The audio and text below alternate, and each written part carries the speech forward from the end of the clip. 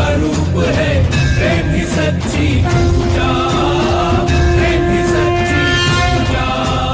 प्रेम का प्याला पी ले जो भी प्रेम रूप हो जाए, डूबे निज प्रियतम के रंग में सुध बुध सब खो जाए, सुध बुध सब खो जाए।